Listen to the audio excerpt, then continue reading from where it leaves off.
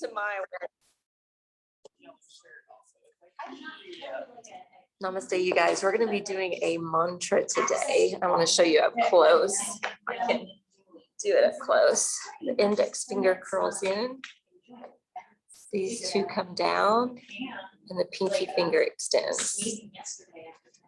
And it's for anxiety and worry, called the Apan Vayu Mudra.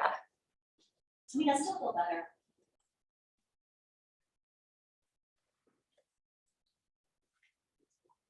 Well, the other day I didn't use music. And I'm wanting to today, and it's not wanting to hook up. So we might be in silence. Okay, you guys have been kind of quiet. Most of you are laid out. How are you feeling today? Awesome. You're feeling awesome. A new grandchild, a baby boy. Yeah. Oh, yeah. Oh, Yes, it was last week. Yes, little Aiden Joseph. Oh, Congratulations. So excited. Yeah, so excited. Awesome. Yeah. Yeah. How's everybody else feeling? A little tired. Tired? Tired? Interrupted by 2 kids last night. Interrupted? Well, like my sleep was interrupted. Gotcha. Yes.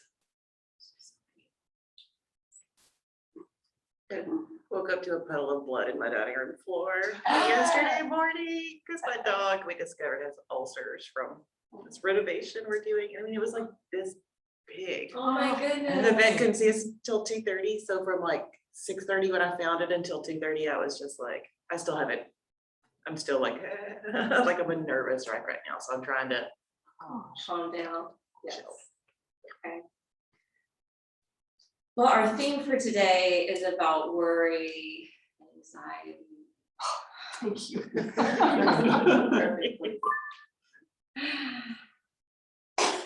You know, worry is something that hits us all at different points in time. And when we have excessive or intense worrying, it can create anxiety. And there's many things that can prompt worry in the mind. You know, I mean, my child's been doing online school for 1.5 years, and he's about to start high school. And I want him to go to school. And now the numbers are spiking again. And I'm like, you know what? You're going to school. I'm not going to worry about it. My worrying was all last year. He needs to be around kids his own age. He has not been in 1.5 years other than a couple girls. And he told me on the way, he went to orientation the last couple of days for like 3 hours, and I was driving him, and I'm like, how you feeling? He was like, I'm so nervous. And I was like, yeah, of course you're nervous. I'm like, every new school you've ever gone to, you've been nervous. In fact, at the onstart of every school year, you're a little nervous going in because you've had the summer off. Now you've had 1.5 years away from school, away from the structure, away from the routine, away from teachers being live, away from a classroom of students. Of course you're nervous, but that's okay. You know, and we talked about it, and luckily he had a good experience at the orientation, and he's, you know, very excited to go, and I want him to go. Yesterday I decided, hey, this is the last week because the children have to flip-flop back and forth between their 2 parents, and so they happen to be with us all week, and we won't get them again until the week that school starts. So they're with us this week, and I wanted to make it a little fun for them. And so yesterday we went hiking. Tomorrow we're gonna go kayaking. Well, yesterday when we were hiking, the water's lower because there's been more of a drought. There was still a waterfall, there was still a river, there was still a creek. But when we got down to the waterfall, usually there's hardly anyone there. And there were probably 8 children there with different parents, and the children all had their bathing suits on and were swimming around in the watering hole. And we were watching all that, and we went back because it wasn't very peaceful. You know, you want to be at a waterfall when it's like peaceful, and the kids were screaming and splashing, and it wasn't the experience we were looking for. And so my teams were kind of complaining, like, we wanted this to be like a peaceful thing. And I'm like, let's just go back up. Let's just go back up to the river. There's another tiny little waterfall there. We'll just wade in the creek area. And so that's what we went to do. Well, you know, Ella took her shoes off and she's splashing around in the water. And Gabe had tennis shoes and socks on. So he decided he wasn't gonna take his tennis shoes and socks off because then he'd be wet. You know what it's like to have wet feet and put socks on, it's gross. So he was like, I'm just gonna stay out on the banks. Well, she splashed him. And he was like, oh, that felt good, splash me again. Well, she went to splash him again and got a massive cut on the bottom of her foot. And she put her foot, we didn't realize it at the time. She put her foot down in the water and she looked down, and speaking of blood, it's like a puddle of blood in the water. And she was like, my foot's bleeding. Of course, she picks up her foot so I can see it. It's bright purple. It looks like something's embedded in her foot. It's profusely bleeding. And I'm like, and we had like another big part of the hike to go to get back to the car. We didn't have anything, but she had her phone. I had my keys. That's all we had with us. And she's not going to be able to walk up bleeding like that. So, you know, I had to think quick, and I'm like, well, I've got some napkins in the car. I've got some Band-Aids in the car. And my son's like, I'll run back up. And I'm like, you don't even know where to look for this stuff. Like, I'll go up to the car. So I told my son, stay here, keep her company, watch out for her. I'll be right back. But the whole time I was going up to the car and back, guess what? I was worried. I was worried about leaving two teenagers, one wounded, by themselves in the woods. And when I got back, some man had appeared out of nowhere, half clothed with a hiking stick. And I'm like, where did that man come from? Because he's just standing at the bridge, like acting like a creeper, honestly. When I'm walking up, because I knew where they were. They were right below that bridge down in the creek. And he's just like standing there acting weird. And he spoke to me and I spoke to him, and I went down to the water and I'm trying to help Ella. And he finally starts asking, like, you know, do we need help? And I'm like, no, we're fine, we've got it, you know. And he was saying, that's gonna be a long hike up. And if any medics need to come down, I'm like, I got it, you know, keep going. And I was able to, you know, get her foot cleaned, get the Band-Aid on. And then she tells me, I'm allergic to Band-Aids, which I didn't know about her. I've known this child since she was 3 years old. I didn't know she was allergic to Band-Aids. I'm like, that's something that I should know. And so anyway, we made it up fine, but worried is something. Those are just silly examples, but they're still examples. And we're living through a freaking pandemic. So there is a lot of worry and anxiety, and that can come with fear. But guess what? It's fear of the unknown, or fear of the possibility if, or could. You know, it's projecting something that hasn't even happened yet. It's our imagination going in the wrong direction instead of in the right, more positive direction. Not saying there's nothing we should ever worry about, because there is, but a worry, they say, is a waste of time. And so that's kind of where I want to start off this practice. Worry is a waste of time, and it creates nothing but stress and fatigue. So we're going to start on our backs today for a little pranayama. We're going to put a bolster under our back to open the chest, to open our hearts. And close your eyes. Find a comfortable position for your arms to take rest in.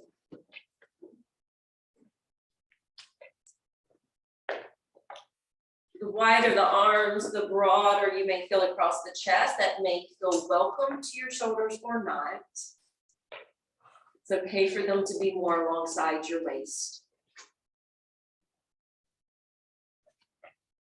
And as you close your eyes and gaze in and up to the mind's eye, I want you to just consider your attitude about worry.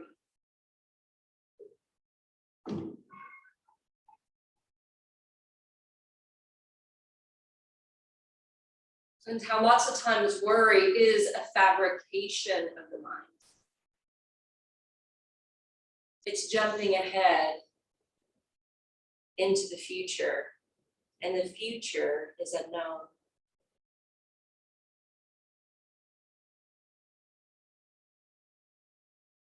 I saw this quote the other day and I wrote it down. A wise man once said, worrying does not take away tomorrow's trouble, but it can take away today's peace.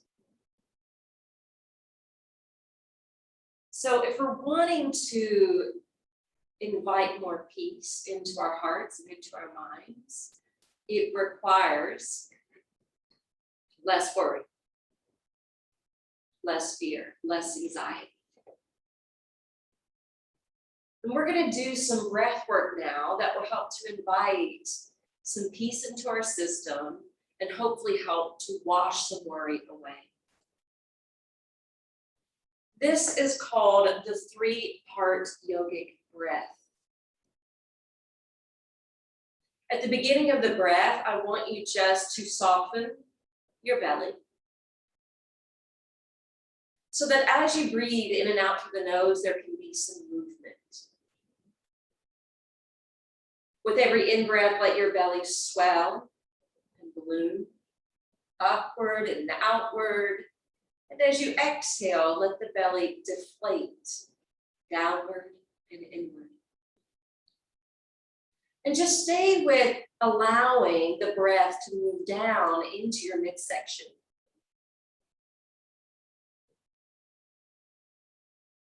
Belly growing on the inhale and lessening on the exhale.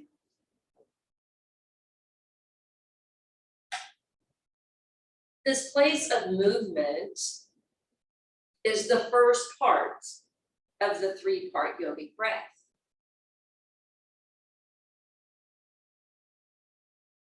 Typically, as experienced yogis, we can feel this from the inside out, but as more beginners, we may need the physical sensation of touch, placing the hands on the body to feel it for ourselves. So if you need your hands resting on your body, that can not only give you the correct information, but it can also allow you to ground. Now, if you are choosing to rest the hands on the belly, continue to feel the belly expanding on the in-breath and softening on the out-breath. Keeping your right hand there and then sliding your left hand now up to your chest. If you can feel it from the inside out, your hands can stay grounded. The second part of the 3-part yogic breath is breathing up into the chest. So in this moment, you can either emphasize the ballooning of your chest, or you can allow the first two to begin to form a relationship, meaning you're allowing your belly to expand first and then your chest to soften on the out breath and then your belly. Now, there are a couple lineages of yoga that teach this in the other direction. In fact, I believe Holly is part of that tradition with her new training, where the chest expands first and then the belly, and then the belly softens and then the chest. I have performed this breath both ways and find that I get the same result either way. So just see what comes up more naturally for you and follow that cue.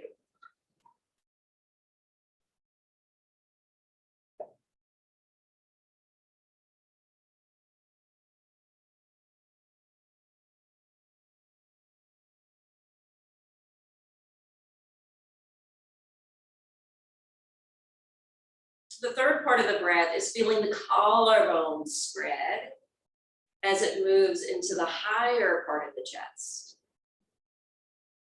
So you can start to put all these pieces together. Inhaling into the belly, chest, and collarbones. And exhaling from the collarbones to the chest, to the belly. If you've been trained or more intuitive to do it the other way, collarbone spreading, chest expanding, belly ballooning, then follow it the other direction. As long as you're getting movement in all three sections.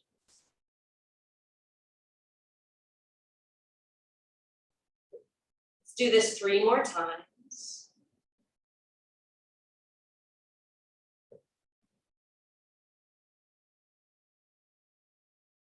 Then I want you to place your hands in prayer position and rest them at your heart center. We're going to set our intention for today's practice.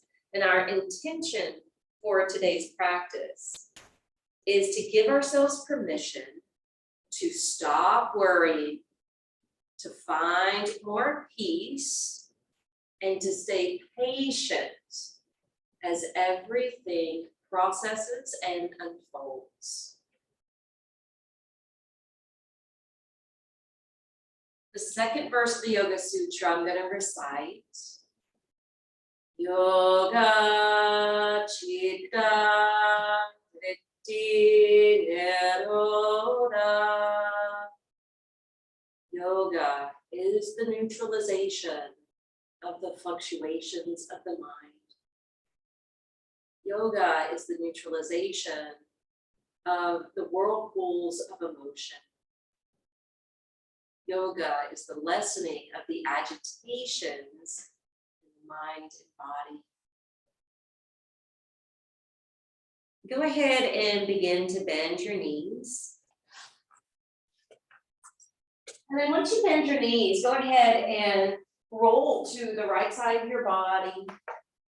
Press down into your left hand. You're going to come all the way up to sit just long enough to clear your mat, and then we'll come up to stand. Oh, the other thing I worried about last week was I've been telling, children get phones younger these days. My son had to wait. He only got it last year. Well, as soon as he wanted it, he wanted social media. I don't want him to have social media. I said, maybe in high school. Well, guess what? It's not high school.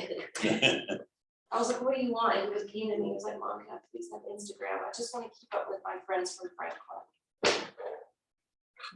So I said yes, but then I worry because I know what's on there. Okay? So I'm going to try to wipe this worry away soon. Bend the knees. Flex your right hand, your wrist. So we're going to do the Saul David Ray Kriya, at least that's what I call it. Inhale, lift the arm, circle it skyward.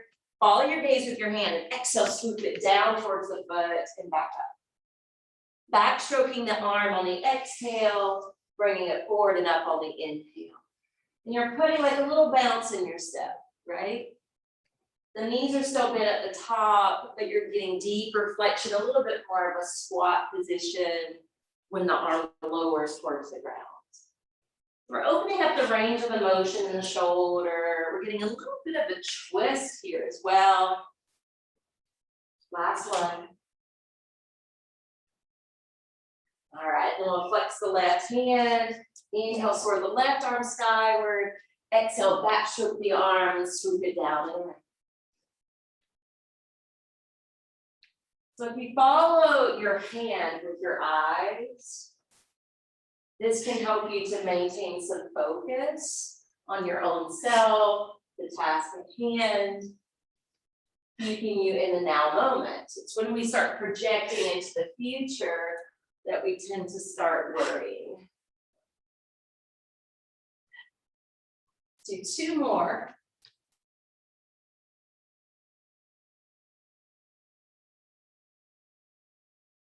Come back up to the top. Separate your feet. We did twist earlier this week to wring things out. And we're going to start with the twist here as well. The twisting Kriya. I like to bend the knees when I come through center. When you're swinging the arms, your hips can turn. Your neck can turn. Your arms are loose like cooked noodles. So no stiff arms or hands. Keep them more relaxed. Remember all the benefits of the twist I mentioned earlier this week. And this can really get the energy dancing up towards the mind. So we're gonna pause in stillness, coming back to center, separate your hands apart from your body, palms facing outward, and gaze somewhere steady with your eyes.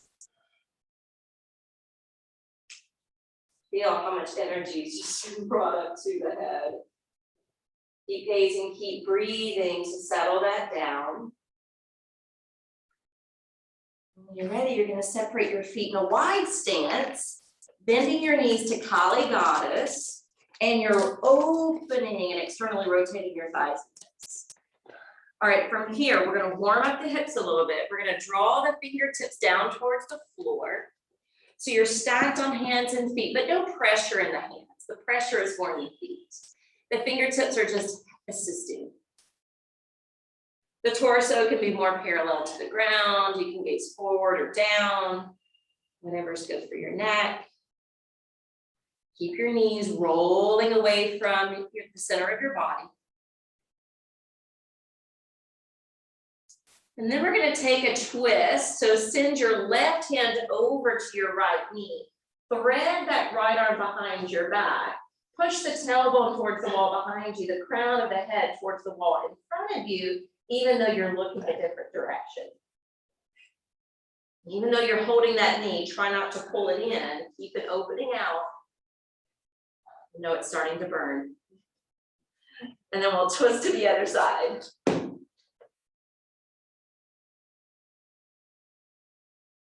Continue to openly breathe. In and out through the nose. Feel free to activate Ujjayi Pranayama if that helps. All right, revolve back to center. This time, turn your feet to be parallel and fold over and in between those straight legs. Now activating your hamstrings, creating some space in the lumbar area of your back. Let your arms release down towards the floor. Let your head fall heavy.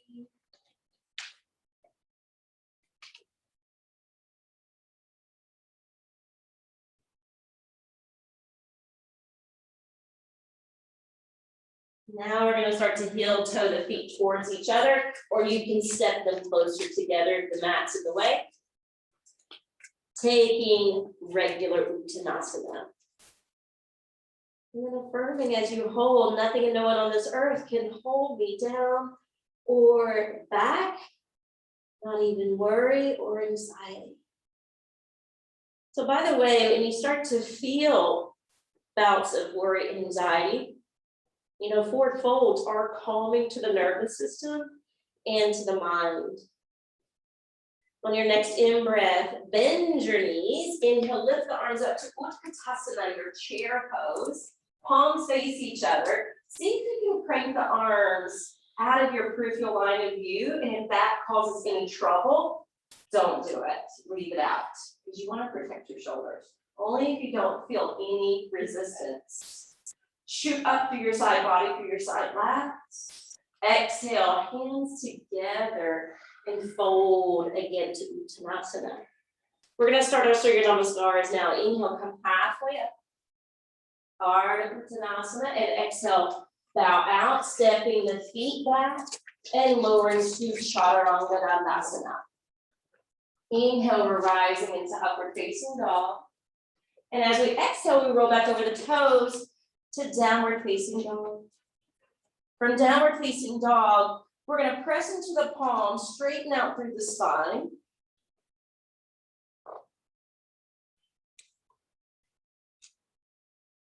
Micromanage your breath. And affirm internally, I invite a calm sense of peace within. I invite a calm sense of peace within. Inhale, step your right foot forward and up between your hands. Turn and press your back foot to the floor. Rise up, warrior one. So I believe it was last week in this class we were doing a warrior pose, and I said, you know, there was a period of time where we as teachers would often say, be a warrior, not a worrier. So I knew this thing was coming. Push down through your back calf and heel, rise up through your side weights. Exhale, bring the hands down, step into your plank. Exhale, lower to chaturanga. Inhale, rise to upward facing dog.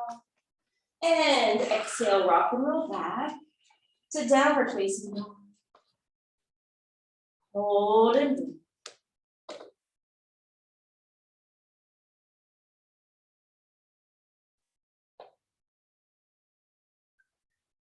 Inhale, the left foot's gonna step forward. The back heel's gonna drop down. When it's safe, lift your arms. Warrior one. Back hip is going to turn to face the front wall. Pinkies roll in to face your temples. Chin is parallel to the mat. Exhale, bring the hands down. Take that third vinyasa.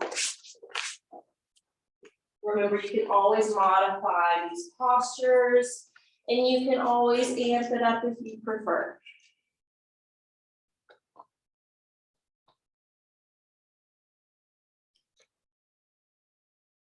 Just trust your body's intelligence and your inner wisdom to decipher day to day what you need.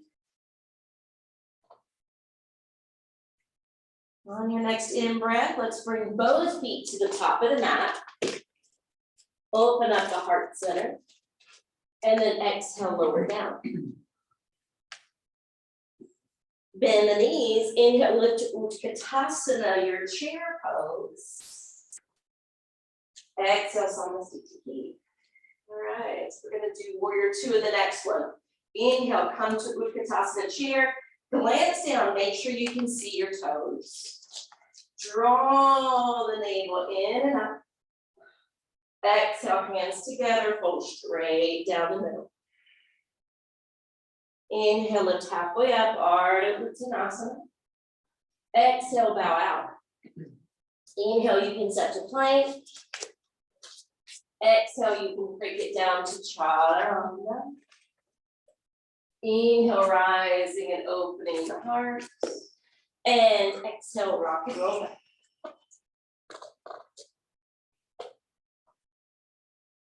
So we're gonna start with the left foot this time. We're gonna inhale, step the left foot forward and in between the hands. The right foot will lower. We'll helicopter up to warrior two. Dropping through the hips, creating more of a 90-degree angle with that front leg. Arms outstretched, crown of the head lifting upward. And then try to create a soft expression for the face, instead of it being so fierce.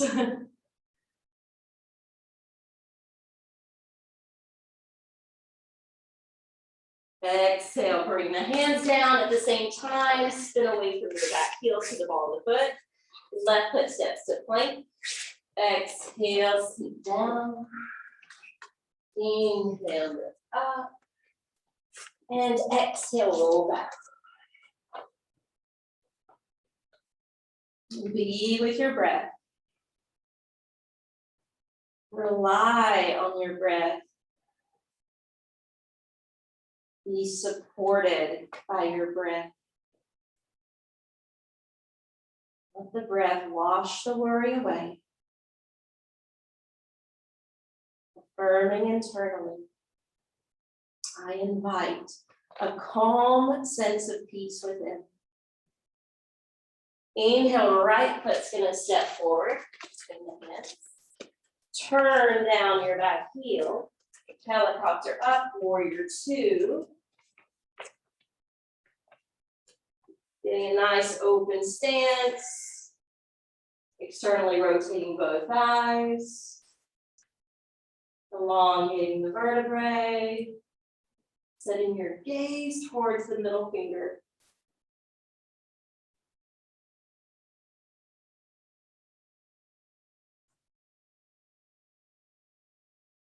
Exhale, helicopter down, spin away from the back heel, step it again to plank. Lower to chaturanga as you breathe out. Breathing in to upward facing dog. And breathing out to downward facing dog. The head lowers between the arms. Elevating the hips over the heart over the head.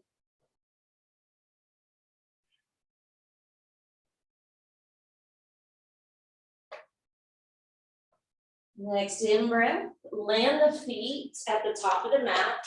You can meditationally walk, you can lunge, or you can float through like a hop. Bowing out over the legs upon arrival. Inhale, bending the knees, lifting the arms up to Utkatasana. Exhale, Samasthiti. All right, the next two are going to be a little bit different because we're adding in balance and poses. Okay, so have fun with it. Inhale to Utkatasana chair. Exhale to forward Uttanasana.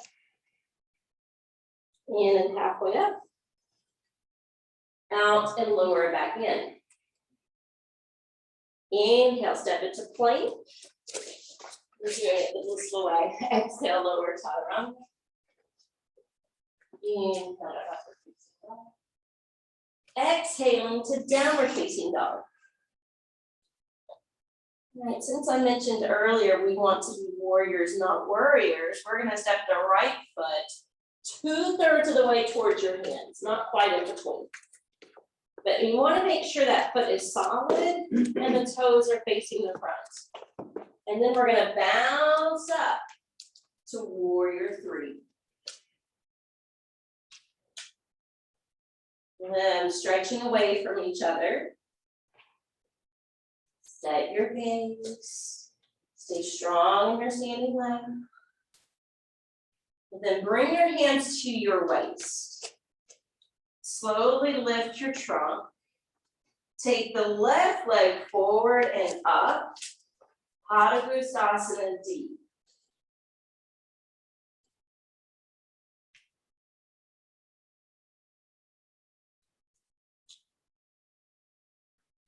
Bend the knees and wrap your left leg over your right. It's almost like chair pose, except you have the wrap.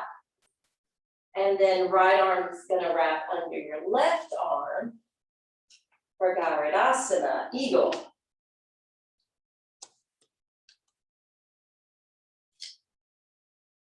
Any type of bird, especially an eagle, can gain a higher perspective and having those great aerial views. And so imagine if we could all drop in and trust in the higher perspective of things, maybe we wouldn't worry so much.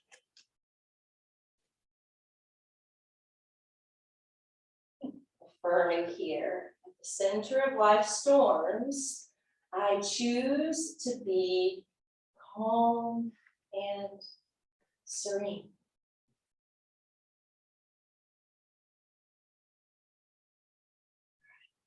Release the arms. We're going to straighten the right leg. And we're going to dip forward to Dandasana airplane pose. Sometimes this is a little easier to balance just with the position of the arms.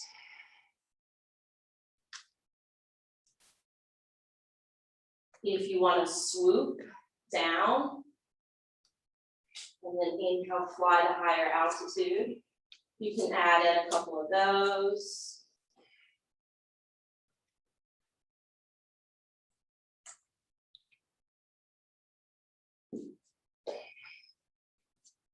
Come up. Ooh, all right, let's burn it now. Set to the top of the hands. So we just did that one side. I didn't want to go right back into it now, so we're coming back to start all over. Inhale, bring it to chair, Utkatasana. Yep, sit back, arms reach. Exhale, forward fold. Pause here. Let the blood flow and the energy current collect in the face, look up towards the crown. Let this pose and the breath be a calming agent.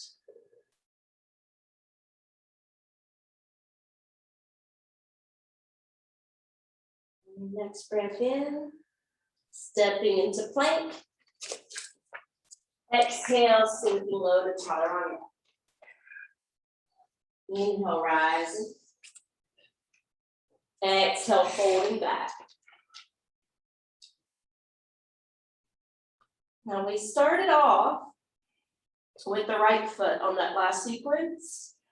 So to balance ourselves, we're going to step forward with the left foot, 2/3 of the way towards the hands. And when you're ready, lifting up, warrior 3. Sometimes it's harder to come up from the floor like that instead of starting standing and hinging over. So if you need to come up and do it from that position, that's okay. Hands to the hips or waist. We're gonna skate the right foot through. Padangusthasana D. Good posture. Avoid tucking the tailbone.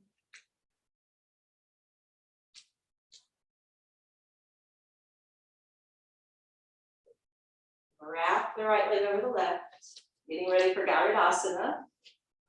And then the left arm hooks underneath the right. And if the arms are too much, you can always figure something out. Try to get the elbows as high as your collarbones. Try to extend your fingers. Set your gaze at one spot. Even if it's just a pore on your skin.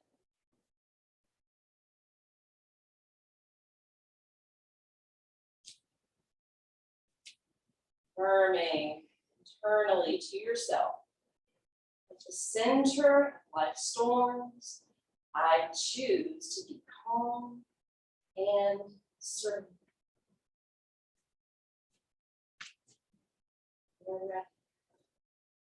Release the arms. Take flight.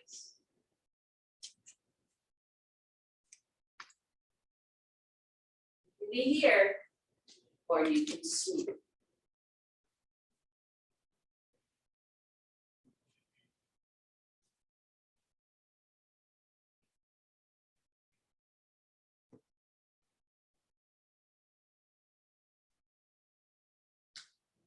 Coming up.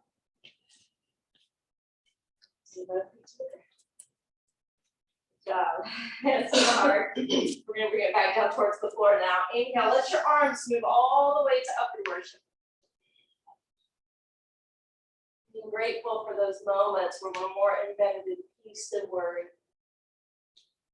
Exhale, bring the head straight down the middle, forward fold to your Uttanasana. Inhale, step back to plank. We're going to lower down to the top of the thighs and down to the belly. The left arm is going to turn in front of us, and that's going to help to lift the chest. Okay, so I didn't want to do all, front of thighs, quad work, because we did that with hero pose last week. But we do need a couple of these type of poses mixed in, because that meridian that travels through the top of the legs goes back to the stomach meridian, which is all about stress and worry.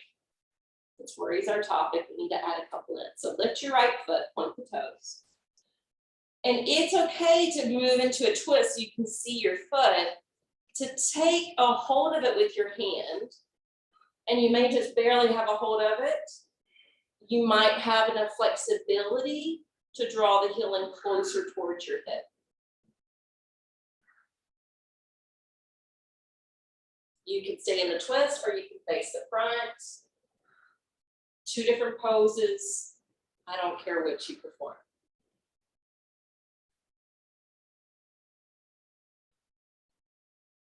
This is half frog.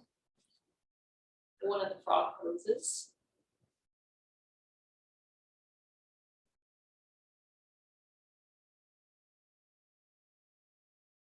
release that foot, bring your right arm in front to replace the left. Pick up your left foot, turn around, see if the left hand can find it. And draw it in.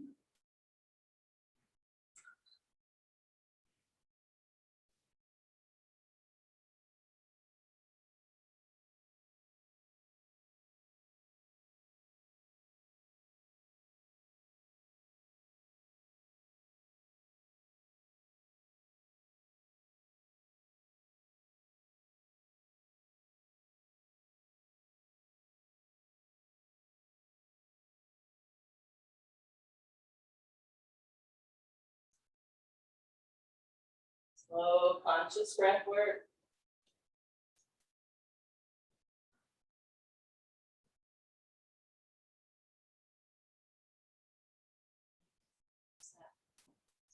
Your hands are gonna stack underneath your shoulders. Draw your heels in, point your toes upward, and then push down through your palms so that your whole pelvis off the floor. Sink down with your hips, lean your head back, swan, and then exhale into extended child's pose. And we're gonna do swan to extended child's a few more rounds. So inhale, rock forward to swan. Exhale to extended child. And then rock back and forth as you breathe.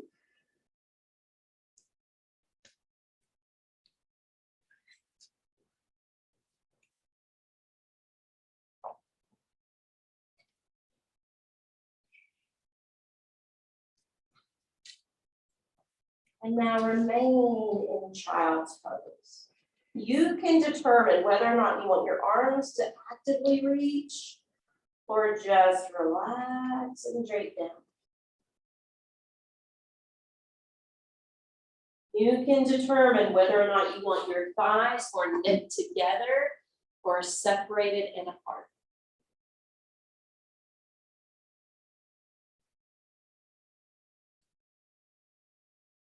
I was listening to a little clip from Sadhguru.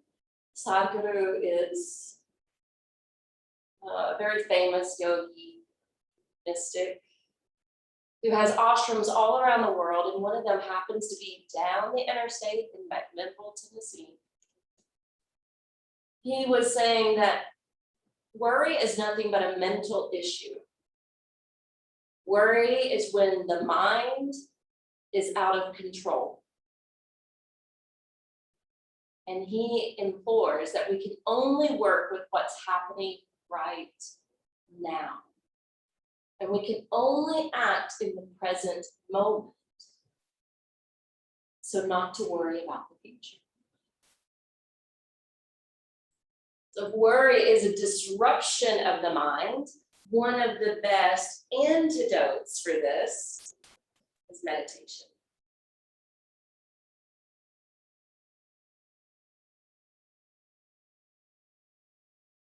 On your next in-breath, slide your hands closer to the knees and slowly begin to lift up. And when we lift up, we're going to find our block. And what we're going to do is come into supported bridge, which I think all of you know, but I'll just demo in case you forgot. So your feet are planted, you're lifting up to take the block underneath the sacrum. That base bone, the low end of the back, right above the buttocks.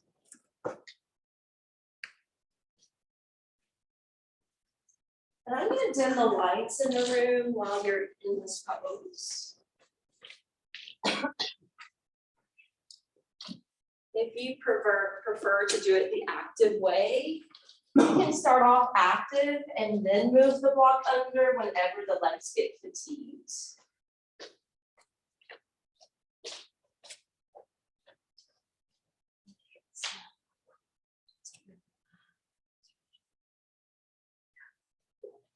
That's great. Okay.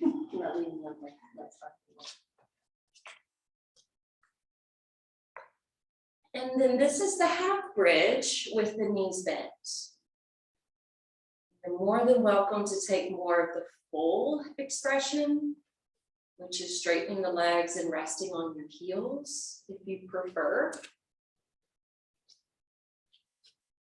And sometimes if it aggravates the back to have both legs straight, sometimes I just do one for a few breaths, and then I pull that foot back and then I extend the second one for a few breaths.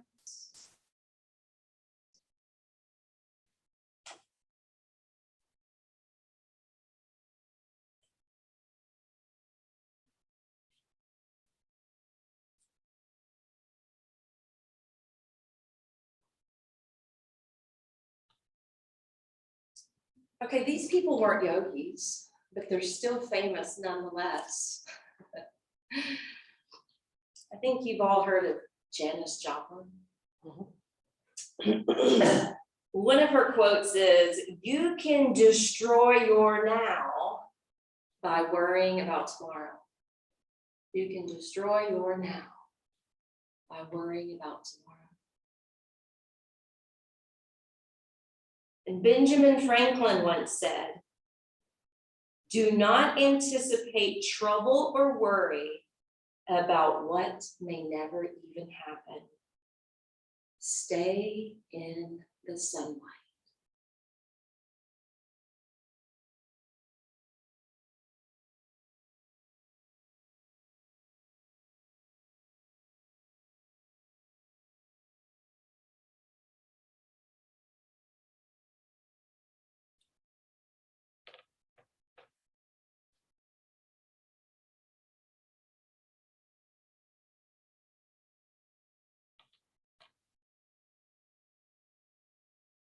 The affirmation for this pose, if you want to utilize it. I offer every thought as a bridge to divine grace. Think about how worry and anything fear-based, it's not led by grace. I offer every thought as a bridge to divine grace. I used to know how many times, biblically speaking, it said, "Be not afraid" or "Do not fear." And now I can't remember. It was either 300 or 600 sometimes it is said in those scriptures. Do not fear. Be not afraid.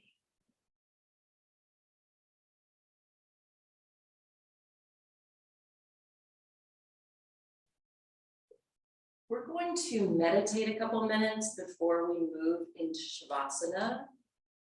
So go ahead and press through the soles of the feet, energetically lift away from your block, move the block to the side, roll down, catch your knees.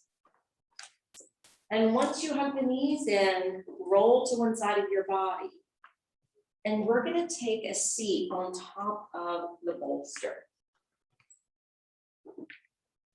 We're going to sit for a few minutes since meditation is ideal for reducing worry. And now let you relax still. We're going to do a particular mudra called Apan Vayu Mudra. And hopefully you can see, you can follow the instruction if you can't see. The index finger is going to curl in towards the base of the thumb. It's almost like you're trying to create like a shape of a snail. And then the two middle fingers are going to come to touch the thumb. And then the pinky finger just extends. So it looks like this. And if you could do it in both hands. This is the Apan Vayu Mudra. Yeah. And then we'll rest the hands, palms open on the lap. If your fingers are arthritic, if this hurts, don't do it. I just leave it out because sometimes my thumb gets arthritic or too inflamed and it doesn't want to do mudras. So I understand from experience. But remember, Apan or Apana means grounding or downward energy. So we're going to try to bring the energy down towards the tailbone. towards the base of the body. We'll do this with the mudra, with our seat, with our intention. Close the eyes. We'll sit in silence together for a couple minutes. And all you have to do is try to minimize any attachment to any thoughts or sensations or feelings that rise to the surface. Acknowledge it and let it go.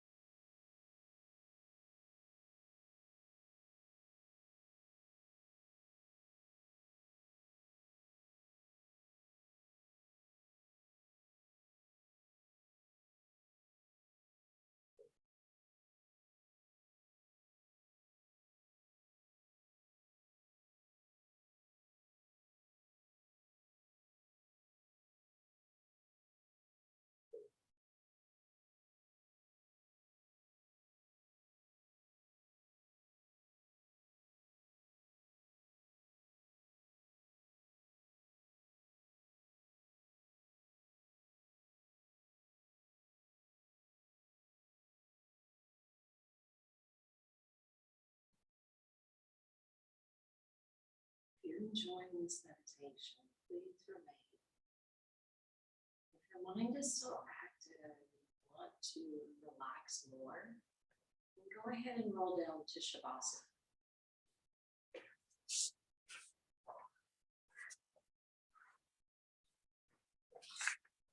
Exactly what mind and your body needs.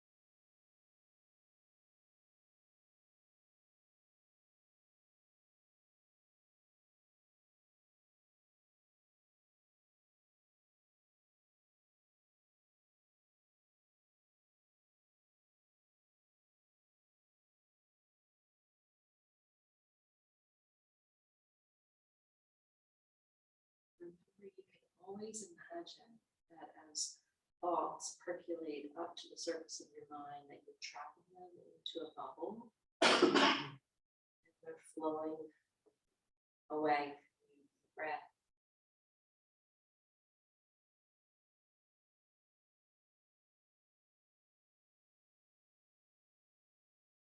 Also repeat a positive word or affirmation.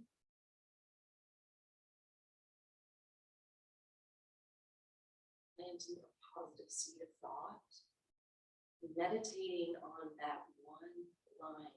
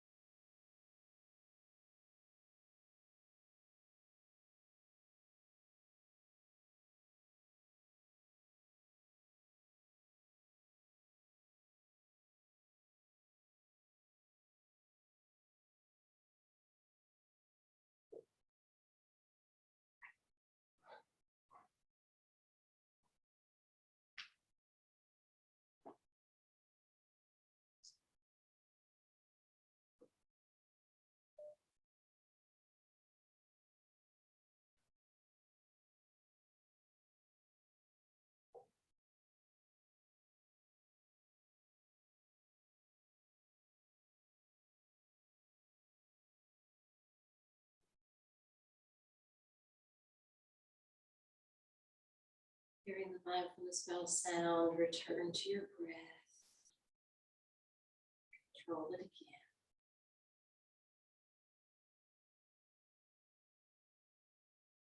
And if you recline down to Shavasana, bend the knees. Rock from side to side. Join the others who are sitting.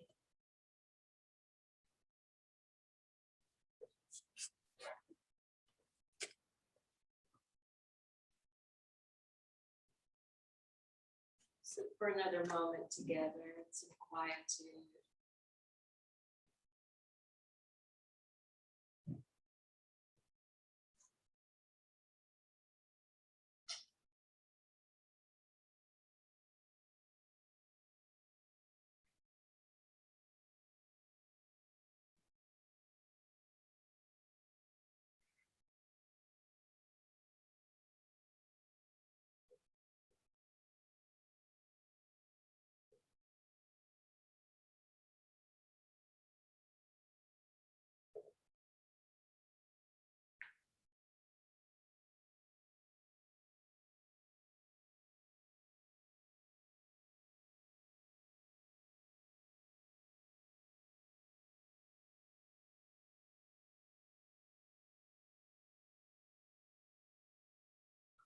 This practice has banished some of the worrisome thoughts. Hopefully this practice has created some purification.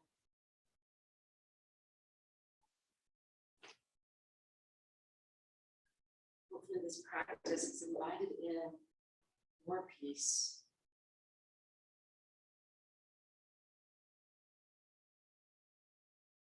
Bring your hands out to Anjali. The light in me honors and respectfully bows to the same light within each of you.